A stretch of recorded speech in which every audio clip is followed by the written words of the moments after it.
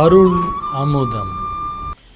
நம்முடைய அருள் அமுதம் சமய அறக்கட்டளை சார்பாக வருகின்ற செப்டம்பர் மாதம் 13ஆம் தேதி சனிக்கிழமை மாலை அன்று நடைபெறும் சர்ப்பசாந்தி பூஜையிலும், அதற்கு மறுநாள் செப்டம்பர் 14ஆம் தேதி ஞாயிற்றுக்கிழமை காலை 7 மணி அளவில் நடைபெறக்கூடிய திலகோமத்திலும் பதிவு செய்வர்கள் கலந்து கொள்ள பதிவு செய்வர்கள் இந்த மாலை பட்சத்திலே அந்த முன்னோர்களுடைய பிதுர்சாபங்களும் பிதிர்தோஷங்களும் நீங்க வேண்டி, அந்த முன்னோர்களுடைய ஆத்மா சாந்தி அடைய வேண்டி செய்யக்கூடிய இந்த பரிகாரங்களுக்கு பணம் கட்டி நன்கொடை அளித்து நம்முடைய சமய அறக்கட்டளை சார்பாக நடைபெறும் இந்த பூஜையிலே கலந்து கொள்வதற்கு சில வழிகாட்டுதல்களை இந்த வீடியோவில் நாம் பார்க்கவிருக்கிறோம்.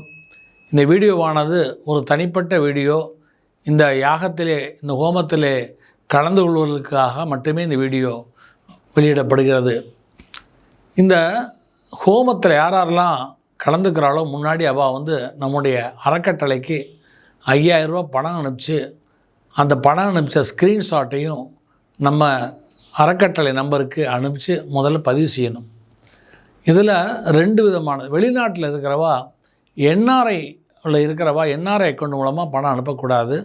அவள் இந்தியன் பேங்கில் இந்தியாவில் இருக்கக்கூடிய தங்களுடைய என்ஆர்ஐ அக்கௌண்ட் இல்லாத வங்கி அக்கௌண்ட்லேருந்து பணம் அனுப்பணும். நம்பர் 1. பணம் அனுப்பிச்சிட்டு அதனுடைய ஸ்க்ரீன்ஷாட்டை எங்களுக்கு அனுப்பணும். மற்றவர்களுக்கு அதே தான். இந்தியாவில் உள்ள அக்கௌண்ட் மூலமாக என்ஆர்ஐ அக்கௌண்ட் இல்லாமல் வங்கி அக்கௌண்ட்லேருந்து பணம் அனுப்பிச்சு அதனுடைய ஸ்க்ரீன்ஷாட்டை அனுப்பிச்சா முதல்ல உங்கள் பேரை பதிஞ்சு கொள்கிறோம். நம்பர் 1. நம்பர் 2, இந்த இதில் நேரில் வரக்கூடியவர்கள், நேரில் வராதவர்கள் 2ஆக பிரிக்கிறோம். முதல்ல நேரில் வரக்கூடியவர்களுக்கான வழிமுறைகளை சொல்கிறோம். இந்த 13ஆம் தேதி செப்டம்பர் மாதம் 13ஆம் தேதி சாயந்தரம் 5 மணி அளவிலே நம்ம இந்த சர்ப்பசாந்தி பூஜை ஆரம்பிக்கிறோம். எனவே எல்லாரும் நேரில் வரவா 4:30 மணிக்கு ராமேஸ்வரத்தில் அந்த மேற்கு கோபுர வாசல் சந்நிதிக்கு எதிர்த்தாப்பில் இருக்கக்கூடிய தெருவிலே சந்நிதி அமையப்பட்டுள்ள அந்த மீனாட்சி மஹால், அதாவது போஸ்ட் ஆஃபீஸை தாண்டி போலீஸ் ஸ்டேஷன் பக்கத்தில் இருக்க அந்த மீனாட்சி மஹால், அங்கே வச்சு தான் அந்த பூஜை நடக்கிறது. அந்த மண்டபத்துக்கு 4:30 மணிக்கு நீங்கள் என்ட்ராகி முதல்ல உங்கள் நேமை பதிவு பண்ணிக்கணும். அங்கே ஒரு தடவை பதிவு பண்ணிக்கணும். பதிவு பண்ணி உங்களுக்கான ஒரு டோக்கனை கையில் கொடுத்துருவோம். நீங்கள் வருகிறவர்கள் எத்தனை பேர் வருகிறீர்கள் என்கிற எங்கள் விழா நம்பரை எங்களுக்கு வாட்ஸ்அப்பில் அனுப்பணும். அவங்களுடைய வாட்ஸ்அப் நம்பர்லேருந்து நாங்கள் இத்தனை பேர் வருவோம். ஏன்னா உங்களுக்கு உணவுகளுக்கு ஏற்பாடு பண்ணுவதற்கு ஒருத்தருக்கு இவ்வளோ ரூபான்னு ஒரு உணவுக்கு சார்ஜ் இருக்குது. அதுக்கு நம்ம கேட்ரிங் ஏற்பாடு பண்ணியிருக்கோம். அவங்க உங்களுக்கு உணவு கொடுப்பாங்க. நம்ம 2 வேளை உணவு தான் உங்களுக்கு சொல்லியிருக்கிறோம். அதாவது சனிக்கிழமை இரவு சர்ப்பசாந்தி பூஜை முடிஞ்ச உடனே ஒரு டிஃபன், இட்லி, மிளகா அப்படி போட்டு இட்லி ஒரு டிஃபன். மறுநாள் காலையில் உணவு கிடையாது. ஆனால் மறுநாள் மத்தியானம் திலகோமம் முடிஞ்சு நீ கடற்கரையில் குளிச்சுட்டு அந்த பிரதிமையெல்லாம் போட்டுட்டு திரும்பி எங்கள் இடத்துக்கு ஸ்நானம் பண்ணி முடித்த பிறகு உணவு கொடுப்போம். அதற்கு ஒரு சார்ஜ் இருக்குது. அந்த சார்ஜ் நீங்கள் எத்தனை பேர் வரீங்கன்னு தெரிஞ்சால் தான் அத்தனை பேருக்கு முன்னாடி பதிவு செய்யணும். அதனால் நீங்கள் எல்லாருமே நாங்கள் இத்தனை பேர் வருகிறோம் அப்படின்னு எங்களுக்கு முன்னாடி பதிவு செய்ய வேண்டும். ஏன்னு சொன்னால் உணவு ஹோட்டலில் சாப்பிடக்கூடாது. அங்கே வெங்காயம் பூண்டெல்லாம் போட்டிருப்போம். அதனால் வெளி உணவு சாப்பிடக்கூடாது. நம்ம செய்கிறது பிதுர்காரியம். பிதுர்காரியத்துக்கு சுத்தம் ரொம்ப முக்கியம். அது உணவு ரொம்ப முக்கியம். அப்போ முதல் 3 நாட்களும் சரி அந்த நான்வெஜ்ஜெல்லாம் சாப்பிடக்கூடாது. மாமிசங்கள் சாப்பிடக்கூடாது. முட்டை கூட சாப்பிடக்கூடாது. வெங்காயம் பூண்டு உணவு வகைகள் சாப்பிடக்கூடாது. எனவே வருகிறவர்கள் தாங்களாகவே ட்ரெயினில் வர்ற பஸ்ஸில் வர்றவங்களோ ஏதாவது உணவை சமைத்து எடுத்துக்கொண்டு பஸ்ஸுலேயோ ட்ரெயின்லேயோ சாப்பிட்டுக்கோங்க. அங்கே ட்ரெயினில் கொடுக்கக்கூடிய உணவுகளை சாப்பிடாதீங்க. அதே மாதிரி ரிட்டர்ன் போகும்போதும் உங்களுக்காக வேண்டி அன்றைக்கி இரவு ராத்திரி உணவு வேணும்னா நீங்கள் ஆர்டர் பண்ணிடலாம். வேணும்னு சொன்னால் ஒரு உப்புமாவோ இட்லி பொடியோ ஒரு 4 இட்லியோ 5 இட்லியோ உங்களுக்கு பொடி வச்சு கட்டி கொடுப்பா. அதுக்கும் ஒரு ப்ரைஸ் சொல்லுவா. நீங்கள் பணம் கட்டி வாங்கிக்கலாம்.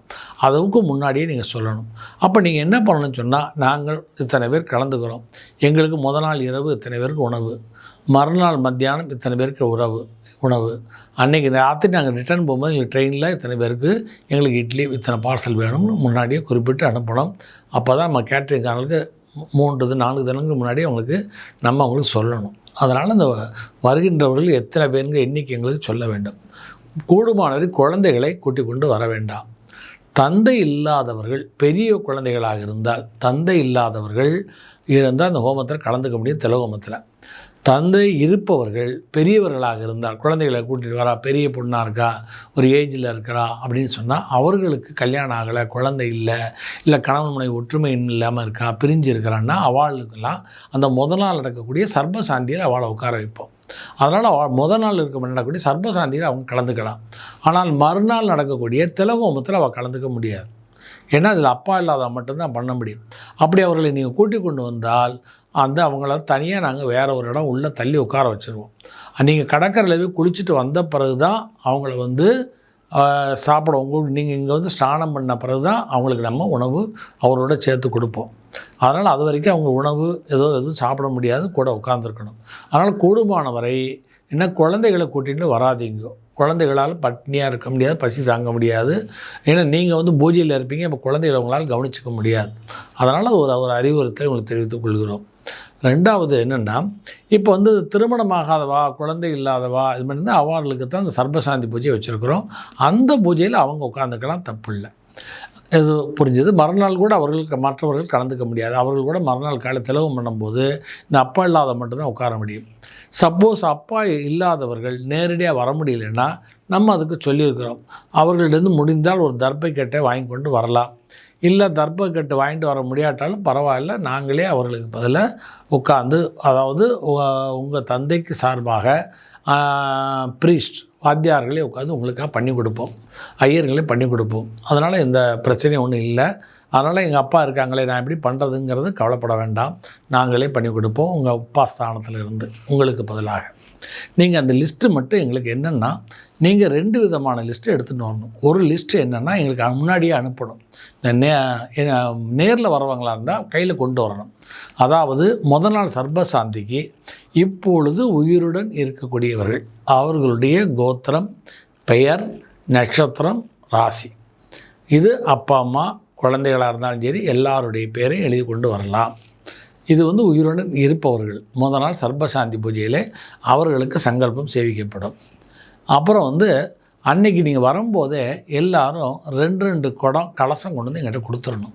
ஏன்னா மறுநாள் காலையில் திலகோமம் முடிஞ்ச உடனே அந்த கலசத்தை கடலில் நீங்கள் போய் இந்த பிரதிமையில் முன்னோருடைய உருவங்களெல்லாம் கொண்டு போட்டுட்டு கடலில் முங்கி குளிச்சுட்டு வந்த உடனே இந்த கலச தீர்த்தத்தால் உங்களுக்கு ஸ்நானம் பண்ணுவோம். அப்போ நீங்கள் 2 கலசம் எங்களுக்கு கொடுக்கணும் ஒரு ஃபேமிலிக்கு. இப்போ 2 ஃபேமிலி சேர்ந்து பண்ணிங்கன்னா 4 கலசம் எடுத்துகிட்டு வரணும். அவங்க 2 ஃபேமிலி வந்தாங்கன்னா வரும்போது அந்த கலச தீர்த்தத்தால் உங்களுக்கு குளிப்பாட்டுவோம். சப்போஸ் நீங்கள் கலசம் உங்களுக்கு கொடுக்கலன்னா நாங்கள் என்ன பண்ணுவோம்னா, நாங்கள் வச்சுருக்கிற 2 கலசம் குடம் பெரிய குடமாக வச்சுருப்போம். அதில் ஒன்றில் லட்சுமி நாராயணரும் இன்னொன்று உமா மகேஸ்வரும் ஆவணம் பண்ணியிருப்போம். அந்த கலச தீர்த்தத்தை ஒரு பெரிய ட்ரம்மில், எப்படி கும்பாபிஷேகத்தில் ஒரு பெரிய ட்ரம்மில் தண்ணியை நிறைய வச்சு, அப்புறம் கும்பாபிஷேக தீர்த்தத்தை கொஞ்சமாக அதில் சேர்த்து அந்த தண்ணியை வச்சு எல்லாருக்கும் தெளிக்கிற மாதிரி நாங்கள் ஒரு ட்ரம்மில் தண்ணியில் இந்த உங்கள் கலச தண்ணியை நாங்கள் வச்சுருக்கிற கலச தீர்த்தத்தை கொட்டி அந்த தீர்த்தத்தால் எல்லாருக்கும் ஸ்நானம் பண்ணி விடுவோம். எல்லாருக்கும் ஒரு 2 சொம்பு விடுவோம். புரியுது உங்களுக்கு? அப்போ நீங்களே 2 கலசம் கொண்டு கொடுத்தீங்கன்னா அந்த கலசத்தில் லட்சுமி நாராயணன் உமாமகேஸ்வரர் ஆவணம் பண்ணி உங்கள் கலசத்தாலேயே உங்களுக்கு அந்த தீர்த்தத்தை அபிஷேகம் பண்ணுவோம் கடலில் குளிச்சுட்டு வந்ததுக்கப்புறம். அப்போ நீங்கள் 2 கலசம் கொண்டு வரும்போது அதில் ஸ்டிக்கரில் உங்கள் அந்த 2 கலசத்துலேயும் உங்கள் பேரை எழுதி கொண்டு ஸ்டிக்கரில் எழுதி கொண்டு ஒட்டி கொடுத்துடணும். இது பேர் போடும்போது இனிஷியலோட போட்டு ஃபோன் நம்பரோட போயிருங்க. ஏன் சொன்னான்னா, இப்போ ஒருத்தருக்கு சத்யநாராயணன் பேர் இருக்குன்னா 2 பேர் சத்யநாராயணன் வந்துட்டால் எந்த சத்யநாராயணன் யாருக்குன்னு தெரியாது. அதனால் உங்கள் பேரோடு ஃபோன் நம்பரே அதை மென்ஷன் பண்ணிட்டுருக்கோம். நம்பர் 1. நம்பர் 2, அடுத்தாப்பில் இந்த நேரில் வர்றவங்க அந்த வரும்பொழுது அந்த நாள் சர்பசாந்திக்கு நீங்கள் காலையில் ராமேஸ்வரம் வந்தாலும் சரி, உங்களுக்கு ஹரிஷ் அப்படிங்கிற ஒரு ஹோட்டலை நாங்கள் சஜஸ்ட் பண்ணியிருக்கோம், லாட்ஜை. அங்கே நீங்கள் காண்டாக்ட் பண்ணிங்கன்னா அவங்க உங்களுக்கு தங்குறதுக்கு ரூம் ஏற்பாடுகள்லாம் பண்ணி கொடுப்பாங்க. அதுபோக இல்லை நீங்கள் வெளியே தங்கணுன்னா தங்கிக்கோங்க, அது உங்கள் இஷ்டம். ஆமாம், அப்படி தங்குறவங்க காலையில் வந்தாலும் சரி மத்தியானம் வந்தாலும் சரி எங்களுக்கு சர்பசாந்தி பூஜைக்கு வர்றதுக்கு முன்னாடி குளிச்சுட்டு வரணும். குளிச்சுட்டு என்ன பெட்டில் படுத்துட்டு அப்படியே எழுந்திரிச்சு வந்துடக்கூடாது, நான் தான் காலையிலேயே குளிச்சுட்டேன்னு. அது மட்டும் கிடையாது, அவங்க காலையில் வந்துட்டிங்கன்னா காலையிலே நீங்கள் போய் கடலில் குளிச்சுட்டு அந்த கிணறுகள்லாம் குளித்து எல்லா தீர்த்தங்களும் கோயிலுக்குள்ளே 21 தீர்த்தம், கோடி தீர்த்தது 22 தீர்த்தம் நாளே எல்லாம் குளித்து முடிச்சுருங்க. முடிச்சுட்டு பூஜைக்கு வந்துடுங்க. வந்துட்டு சர்பசாந்தி அன்றைக்கி பூஜை முடித்த உடனே உங்களுக்கு 2 நாகர்கள் கொடுப்போம். அதனால் பெட்டில் வந்து படுத்திங்கன்னா மறுபடியும் ஒரு தடவை குளிச்சுட்டு வரணும், ரூம்லேயே குளிச்சுட்டு வரணும். கடலில் போய் குளிக்க வேண்டாம், ரூமில் 2வது தடவை கடலில் குளிக்கக்கூடாது. அதனால தான் சொல்கிறேன், கோயிலுக்கு போயிட்டு எல்லாம் குளித்து முடிச்சுட்டு வந்து பெட்டில் படுத்திங்கன்னா ரூம்லேயே குளிச்சுட்டு வாங்க. குளிச்சுட்டு ட்ரெஸ்ஸை ஃப்ரெஷ்ஷாக வாங்க. வேஷ்டி இடுப்பில் துண்டு கட்டு வர்றது நல்லது, பெண்கள் புடவை கட்டு வர்றது நல்லது. இல்லை அப்படின்னா சுடிதார் கட்டு வாங்க 2வது பட்சமாக. அடுத்தாப்புல முடித்த உடனே ராத்திரி முடிஞ்ச உடனே எல்லாம் சாப்பிட்டுட்டு நீங்கள் உங்கள் கையில் 2 நாகர், நீங்கள் பூஜை பண்ண 2 நாகர் உங்கள் கையில் கொடுப்போம். அந்த நாகரை எடுத்துக்கொண்டு ரூமில் வச்சுருங்க. வச்சுட்டு மறுநாள் காலையில் கடலில் குளிக்கக்கூடாது, ரூமில் குளிச்சுட்டு தான் வரணும். ரூமில் குளிச்சுட்டு தான் வரணும். ஏன்னா அந்த பூஜை முடிஞ்சோன்னே மறுபடியும் நீங்கள் கடலில் குளிக்கணும். அதனால் காலையில் ரூமில் குளிச்சுட்டு நேரடியாக வரணும். வரும்பொழுது 2 எக்ஸ்ட்ரா ட்ரெஸ்ஸு கையில் எடுத்துகிட்டு வரணும். ஒரு ட்ரெஸ்ஸை கட்டிட்டு வரணும், ஒரு ட்ரெஸ் எக்ஸ்ட்ரா ஒரு ட்ரெஸ் கையில் எடுத்துகிட்டு வரணும். எக்ஸ்ட்ரா ஒரு ட்ரெஸ்ஸும் ஒரு டவலும் எடுத்துகிட்டு வரணும். எதுக்குன்னு சொன்னால், இங்கே மறுநாள் திலகோமம் 14ஆம் தேதி 7 மணிக்கு ஹோமம் ஆரம்பிப்போம். நீங்கள் 6:30 மணிக்கு வந்து பேரை கொடுத்துடணும். கொடுத்த உடனே ஹோமம் பூஜை 7 மணிக்கு ஆரம்பிச்சிடும். ஆரம்பிக்கும் போது நீங்கள் வரும்பொழுது இறந்தவர்களுடைய பேர் லிஸ்ட்டை எடுத்துகிட்டு வரணும். முதல் நாள் இருப்பவர்களுடைய பேர் லிஸ்ட்டு, கோத்திரம், பேர், நட்சத்திரம், ராசியில் எடுத்துகிட்டு வரணும். 2வது நாள் இறந்தவர்களுடைய பெயர், அவர் உங்களுடைய தகப்பனார். இப்போ எங்கள் அப்பா இல்லைன்னு சொன்னால், யாருக்கு அப்பா இல்லையோ அவங்க வந்து அவருக்கு அவங்களுடைய அப்பா பேர், தாத்தா பேர், கொள்ளு தாத்தா பேர், அம்மா பெயர், அம்மா இல்லைன்னா அம்மா பெயர், கொள்ளு பாட்டி பெயர், கொள்ளு பாட்டி பெயர். அதே மாதிரி அப்பாவளி, அம்மாவளி 2-3 தலைமுறை முன்னோருடைய பெயர்களும், அது மட்டும் இல்லாமல் அகால மரணம், துர்மரணம் அடைந்த பெயர்களை எடுத்துகிட்டு வரணும், எழுதி கொண்டு வரணும். அவங்களுடைய கோத்திரத்தை மென்ஷன் பண்ணணும். அவர்கள் உங்கள் தந்தைக்கு எந்த உறவு அப்படிங்கிற, இறந்தவர் யார் பண்ணுறாங்களோ அவங்களுக்கு அவர்கள் என்ன உறவுங்கிறத மென்ஷன் பண்ணணும். இப்போ நான் இருக்கேன், உதாரணத்துக்கு நான் இருக்கேன், எனக்கு அப்பா இல்லைன்னா நான் தான் அந்த ஹோமத்தை பண்ணுறதுக்கு தகுதி. அப்போ என் பையன் வந்து அந்த ஹோமம் எங்கள் அப்பாவால் வர முடியல, நான் வந்தேன்னு சொன்னால் எனக்கு எங்கள் அப்பாவுக்கு முன்னோருடைய பேரில் தான் எழுதணுமே தவிர அப்பா பேர் எழுதக்கூடாது, அதில் இறந்தவர்கள் பேரில் எழுதக்கூடாது. அதேமாதிரி எங்கள் அப்பாவுக்கு அவர்கள் என்னென்ன உறவு அப்படிங்கிறத எழுதணும். அந்த மாதிரி உறவுகளை எழுதி கொண்டு வந்து இறந்தவருடைய பேரில் எடுத்துகிட்டு வரணும். 2வது நாளைக்கு இருப்பவர்கள் பேர் கிடையாது, இறந்தவர்கள் பேர் மட்டும்தான். இருப்பவரில் அவங்க தந்தையுடைய கோத்திரம், நட்சத்திரம், நட்சத்திரம் கூட கிடையாது, கோத்திரம் பேர் மட்டும்தான் எடுத்துகிட்டு வரணும். மற்றபடி இறந்தவர்களுடைய கோத்திரம், அவர்களுடைய பெயர், உங்கள் அப்பாவுக்கு என்ன உறவு, அவருக்கு என்ன உறவு, உங்களுக்கு என்ன உறவு, அதை மட்டும் எடுத்துக்கொண்டு வர வேண்டும். வந்துட்டிங்கன்னா போதும், மற்றதெல்லாம் நாங்கள் பார்த்துப்போம், நாங்கள் டைரக்ஷன் பண்ணுவோம். அப்புறம் அந்த ஹோமம் முடிஞ்ச உடனே உங்களுக்கு வந்து எல்லா அந்த பிரதிமையில் ஆவணமும் ஒவ்வொரு ஃபேமிலியாக கூப்பிட்டு தான் ஆவணம் பண்ணுவோம். ஏன்னா நீங்கள் லிஸ்ட்டை ரெடியாக கையில் பிரிண்ட் பண்ணி தெளிவாக எடுத்து வச்சுக்கோங்க, பிரிண்ட் அவுட் எடுத்து வச்சுக்கோங்க.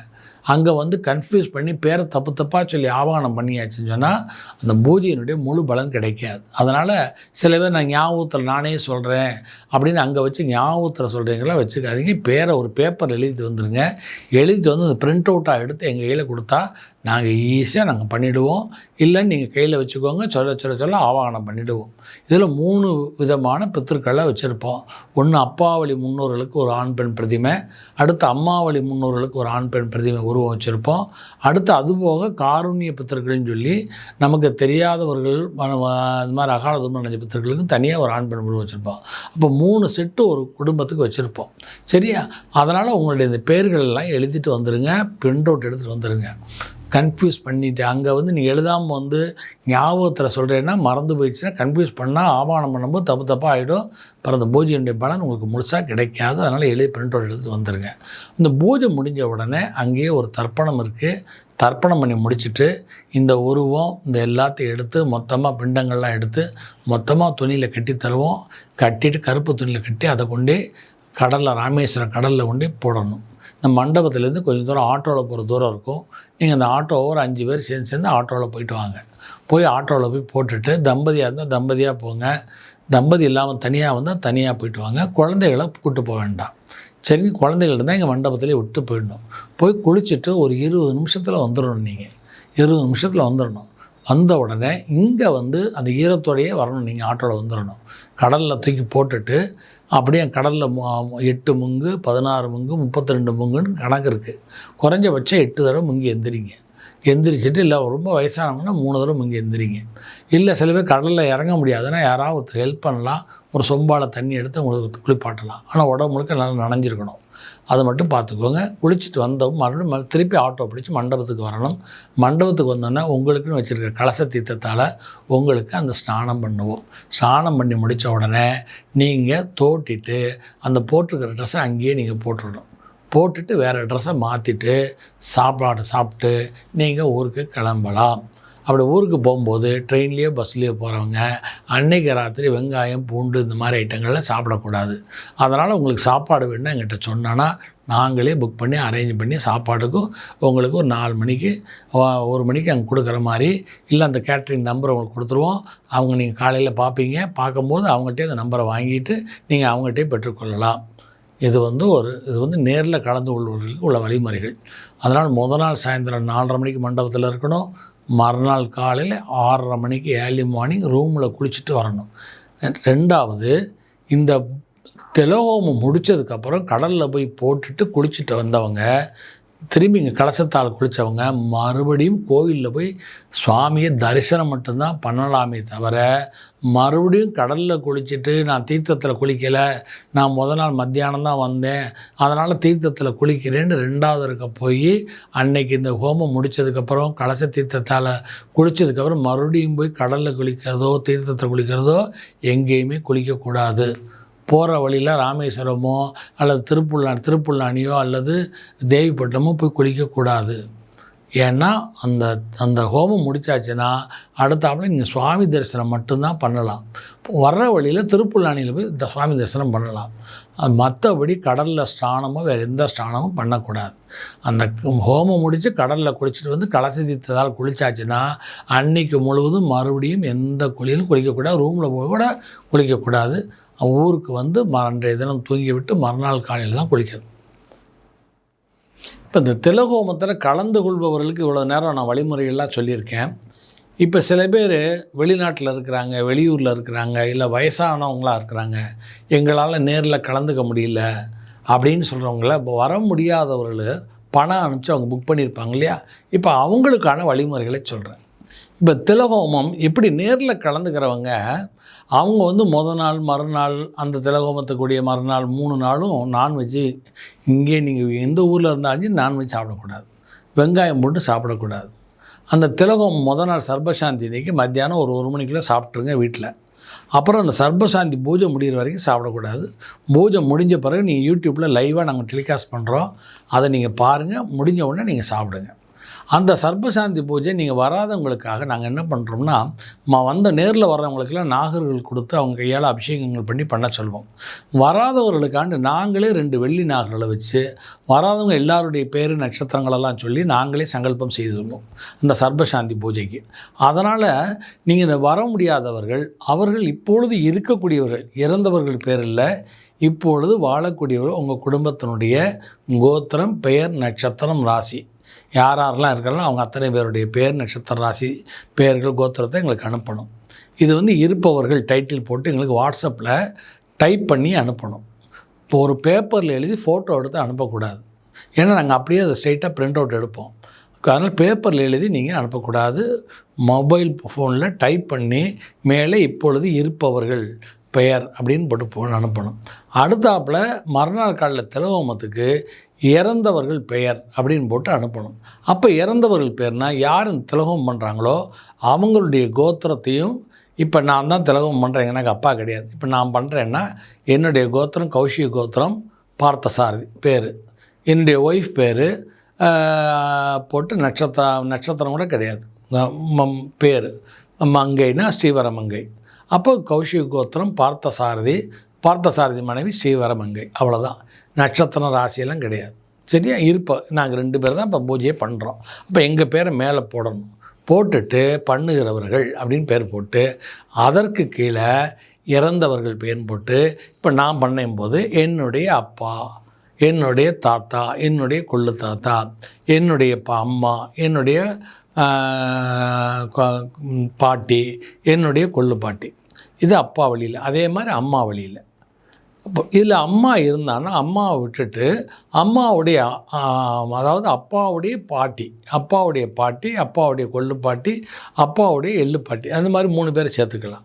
சேர்த்து அனுப்பணும். சரியா? அம்மா இருந்தால். இல்லைன்னா அப்பா அம்மா 2 பேரையும் சேர்க்கணும். சரியா? சேர்க்கணும். அதே மாதிரி தாத்தா, அப்பாவுடைய அப்பா, அப்பாவுடைய தாத்தா, அதே மாதிரி அம்மா, அப்பாவுடைய பாட்டி, அப்பாவுடைய கொள்ளு பாட்டி, அப்படி சேர்க்கணும். என்ன? அதே மாதிரி அம்மா வழியில் வரும்போது அந்த கோத்திர பேரை சொல்லி, கோத்திர பேரை மேலே ஹெட்டிங்கில் போட்டு அம்மா வழின்னு போட்டு அங்கே 3 பேர் அம்மாவுடைய அப்பா, தாத்தா, கொள்ளு தாத்தா, அம்மாவுடைய அம்மா, பாட்டி, கொள்ளு பாட்டி, அது மாதிரி அனுப்பணும். இதை அனுப்பிச்சிட்டு இது மட்டும் இல்லாமல் யாரெல்லாம் குடும்பத்தில் 3 தலைமுறையில் அப்பா வழி அம்மா வழியில் அகால மரணம், துர்மரணம், ஆக்சிடெண்ட்டு, சூசைட்டு, மர்டரு, இல்லை நெருப்பு வச்சு இறந்துக்கிட்டாங்க, இல்லை தூக்கத்தில் உயிர் போனது, ஹார்ட் அட்டாக், இந்த மாதிரி துர்மரணம் அடைஞ்சவங்க, இல்லை சின்ன வயசில் இறந்தவங்க, இவங்களுக்கு எல்லாருடைய பேரையும் எங்களுக்கு தெளிவாக போடணும். அப்படி போடும்போது பேரை எழுதி அவங்க அந்த பூஜை பண்ணுறவருக்கு, இப்போ நான் தான் பார்த்தசாரதி பூஜை பண்ணுறேன்னா, இப்போ என்னுடைய தாத்தா துர்மரணம் அடைஞ்சிட்டாரு, அகாலம் அடைஞ்சிட்டா, இப்போ நான் பார்த்தசாரியுடைய கொள்ளு தாத்தா அப்படின்னு பேர் போட்டு அந்த பேரை எழுதணும். அவ்வளோதான்.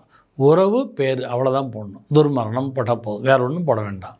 அதில் சூசைட் பண்ணார், அவர் விஷம் குடித்தார், இல்லது ஆக்சிடெண்ட் பண்ணால் அப்படின்னு துர்மரணம் போட்டால் போதும். துர்மரணம் கேட்டகரியில் எல்லாமே வரும். விஷம் பிடித்து இறந்தவர்கள், ஆக்சிடெண்ட்டில் இறந்தவர்கள், அல்லது தற்கொலை பண்ணி கொண்டவர்கள், அல்லது ஏதாவது தீப்பிடிச்சு இறந்தவர்கள், ஹார்ட் அட்டாக்கில் இறந்தவர்கள், தூக்கத்தில் உயிர் பண்ணி, இதெல்லாம் துர்மரணத்தில் வரும். இவங்க பேர்களை துர்மரணம்ங்கிற பேரில் பார்த்தசாரதி, யார் இறந்தாங்களோ அவங்க பேர், அவங்க அந்த பார்த்தசாரதிக்கு என்ன உறவு, அவங்க துர்மரணம், அந்த மாதிரி ஒரு பேப்பரில் அழகாக எழுதி டைப் பண்ணி எனக்கு மொபைலில் டைப் பண்ணி அனுப்பணும்.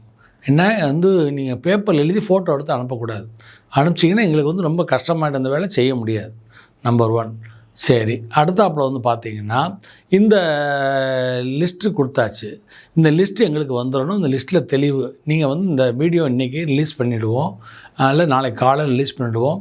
இதை பார்த்த உடனே இம்மீடியட்டாக இது வரைக்கும் பணம் கட்டினவங்க உடனடியாக இம்மீடியட்டாக நேரில் வர முடியாதவங்க இதை எங்களுக்கு அனுப்பணும். இந்த வீடியோவை யூடியூப்பில் நீங்கள் எல்லோரும் பார்க்கலாம். இந்த 2 நாள் பூஜையும் யூடியூப்பில் உங்களுக்கு லைவாக காமிக்கிறோம்.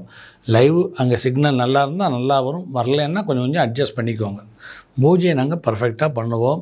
அதே மாதிரி நேரில் வர முடியாதவங்க, நீங்கள் நேரில் வரலையா, அதனால் உங்களுக்கு கலசம் அனுப்பணும்னு அவசியம் இல்லை.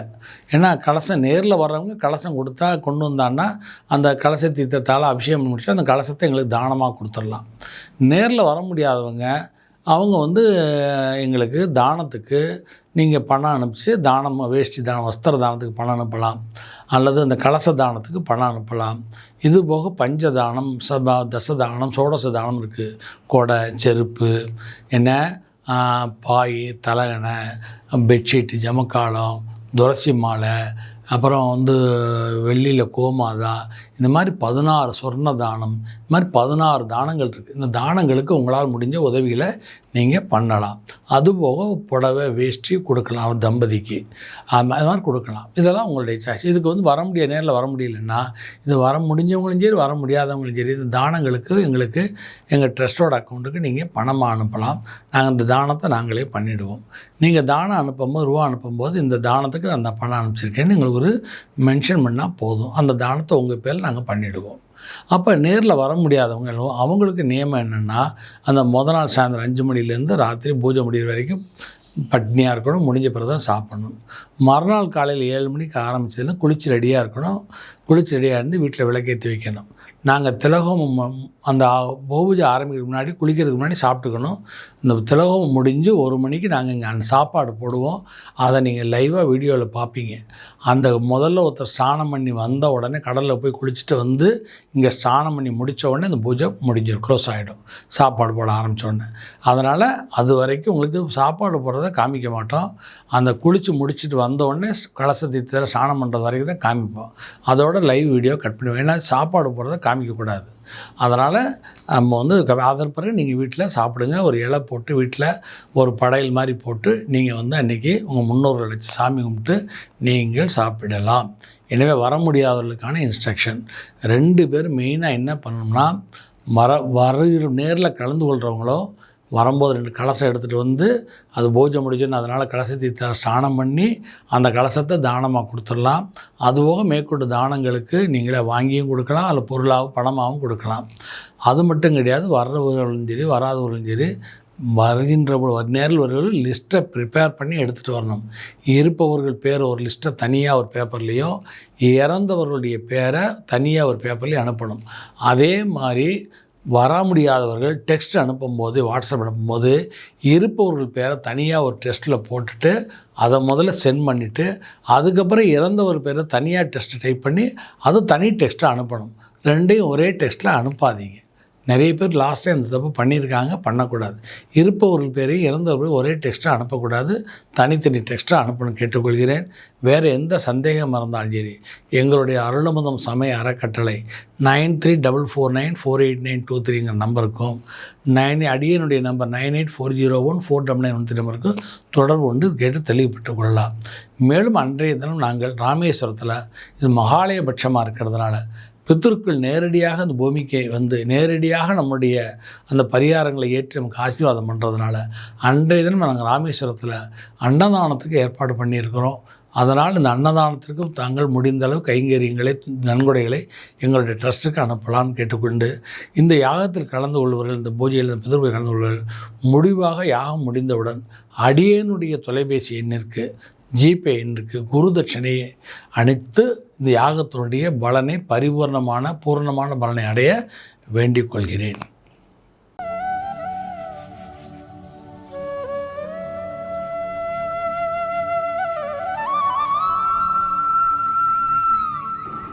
அருள் அமுதம்.